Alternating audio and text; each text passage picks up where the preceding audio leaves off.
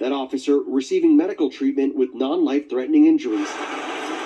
Up to 2 inches falling an hour in some areas. Indiana and Kentucky already seeing more than 6 inches of snow, with more to come as the storm heads east. And in Cincinnati, snowplows and salt hitting I-75. Some cars already disabled by the extreme conditions. In Utah, this controlled avalanche caught on camera, the state seeing heavy snow from this system last week. Lindsay, dangerous conditions on the roads here in Cincinnati as well. Officials have issued travel and snow advisories, and tonight this storm has become deadly. Authorities in Kansas say that a 27-year-old man died in a car accident.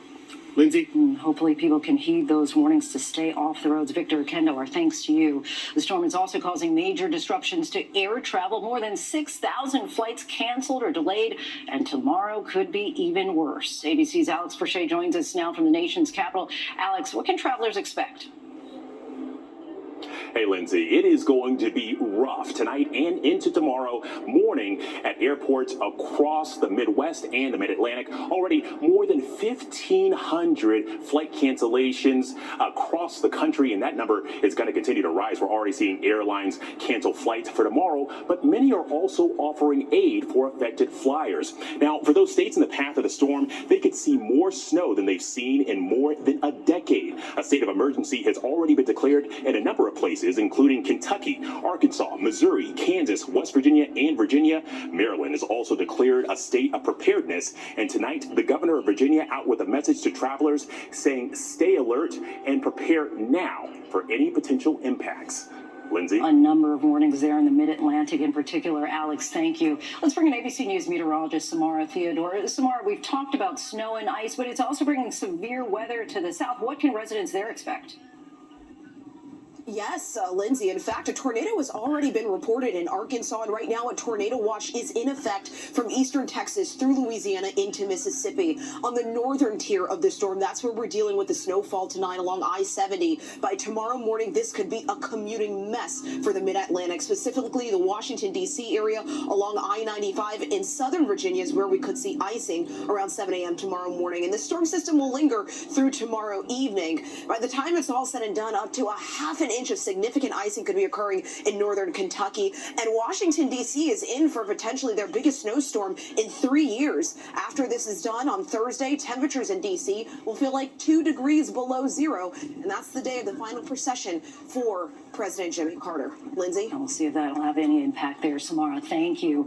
New details tonight in the deadly New Year's attack in New Orleans. Authorities released images they say were taken by the suspect when he visited New Orleans several months ago, as well as footage of what they say is the suspect with an IED the night of the attack.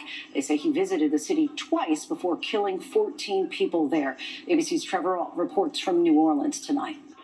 Tonight, the FBI unveiling a detailed timeline of the New Year's attack in New Orleans. We have a clearer picture today than we did even 2 days ago. They say the suspect, 42-year-old Army veteran Shamsuddin Jabbar, drove to Louisiana from Texas, arriving in the city around 10 p.m. New Year's Eve. Just after midnight at 12:15, investigators say he set a fire inside a house he rented in the city and headed for the French Quarter. At 1:53 a.m., he can be seen placing a cooler, which authorities say contained an IED, on Bourbon Street and St. Peter.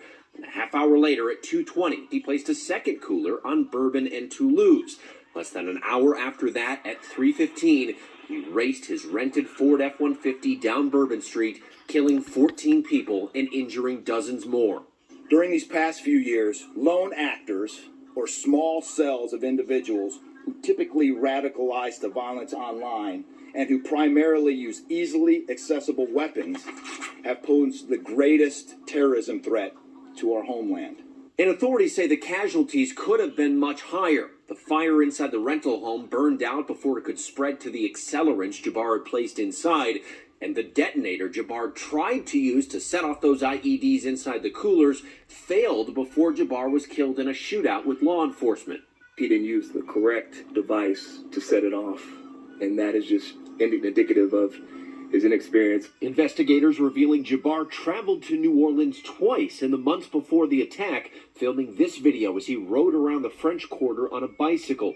He also traveled to Egypt and Ontario, Canada in 2023. Authorities now investigating whether those trips could be related to his radicalization. Sources telling ABC News Jabbar recorded several videos while en route to Louisiana in which he claimed he joined ISIS earlier this year and told his family he also contemplated harming them, saying, "I don't want you to think I spared you willingly." Overnight, the New Orleans community holding a candlelight vigil to remember the lives taken. Today, the New Orleans Saints playing the Tampa Bay Buccaneers, a moment of silence before kickoff. In memory of the victims, their families, and loved ones. Many gathering for Sunday Mass at St. Louis Cathedral, just blocks from the attack. Lord, hear our prayer. And President Biden will be here in New Orleans tomorrow. The mayor says she'll be asking him for federal security assistance as we head toward Mardi Gras. Lindsay. Cover up for us. Thanks so much.